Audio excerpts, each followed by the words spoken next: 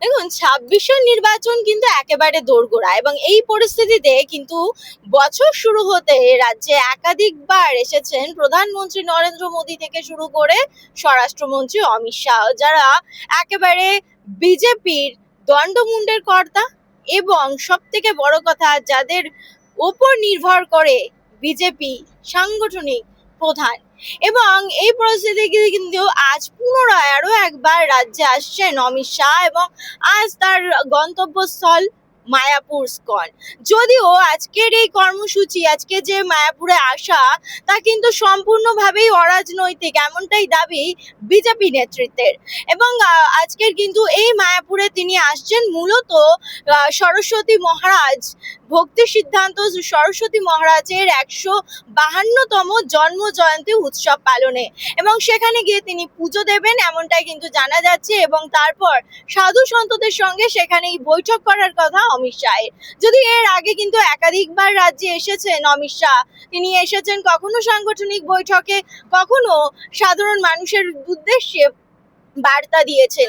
এবং ২৬-এর নির্বাচনে কি কর্মসূচি হতে পারে, কিভাবে বিজেপি এগোবে, নির্বাচন নিয়ে কি পদক্ষেপ হবে ভোটে জেতার লক্ষ্যে, সেই নিয়ে কিন্তু বার্তা দিয়েছেন নেতৃত্বকে।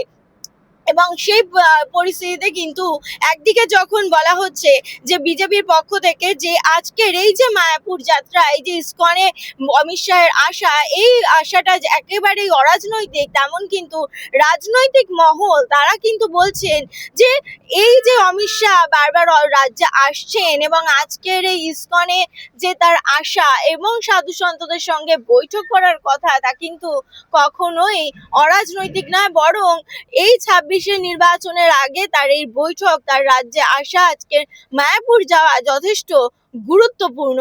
এবং সেই জায়গায় দাঁড়িয়ে কিন্তু এখন দেখার যে আজকে মায়াপুরে আসার পর অমিত শাহ কর্তাদের, বিজেপি নেতৃত্বদের বা বলা যায় যে নদিয়া জেলায় ঠিক কি বার্তা দেন।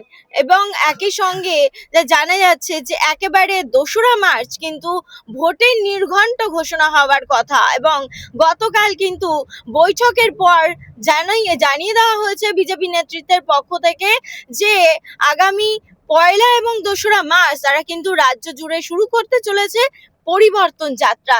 ২৬-এর নির্বাচনে রাজ্য জুড়ে যে পরিবর্তনের ডাক দেওয়া হয়েছে বিজেপির তরফে, যারা একেবারে নিশ্চিত যে ২৬-এর নির্বাচনে এবার রাজ্যে পরিবর্তন হবেই, এবং সেই নিরিখে এই পরিবর্তন যাত্রার যে সূত্রপাত, তার আগে রাজ্যে এই অমিত শাহের আশা এবং মায়াপুর যাত্রা, তা কিন্তু যথেষ্ট গুরুত্বপূর্ণ রাজনৈতিক মহলে। এবং সকলের নজর আজকের এই মায়াপুর যাত্রার দিকে। তিনি কিন্তু দুপুর ১:৩০ নাগাদ কলকাতা বিমানবন্দরে অমিত শাহের আসার কথা এবং সেখান থেকেই হেলিকপ্টারে যাওয়ার কথা মায়াপুর, এবং মায়াপুরের হেলিপ্যাডে নামবে, যে হেলিপ্যাড কিন্তু সেখান থেকে কিন্তু যাবেন ইসকনের মন্দিরের সড়ক পথে, এবং সেখানে কিন্তু ২.৫ ঘন্টা তার থাকার কথা। এবং তারপর সেখান থেকে পুনরায় ৩:৩০ কলকাতা বিমানবন্দরে আসবেন, আবার পুনরায় দিল্লির পথে যাত্রা করবেন। অর্থাৎ এই আজকের যে একদিনের কর্মসূচি, সেখানে কিন্তু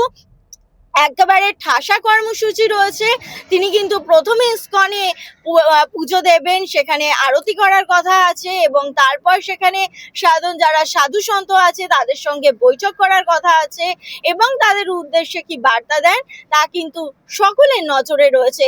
অর্থাৎ কোনোভাবেই কিন্তু যখন বিজেপি নেতৃত্ব দাবি করছেন যে মায়াপুরে আসা অমিত শাহের সম্পূর্ণ অরাজনৈতিক, শুধুমাত্র ধর্মীয় কারণেই আসা, এবং সেই জায়গায় দাঁড়িয়ে কিন্তু রাজনৈতিক মহল তা কিন্তু কখনোই অমিত শাহের এই মায়াপুর যাত্রাকে অরাজনৈতিক বলতে একেবারেই নারাজ। তারা কিন্তু বরং মনে করছে ২৬-এর নির্বাচনের আগে অমিত শাহের মায়াপুর যাত্রা যথেষ্ট গুরুত্বপূর্ণ। ক্যামেরা মহিদের সঙ্গে মধুমিতা সরকার, রিপোর্ট জজবা 24 বাংলা, কলকাতা।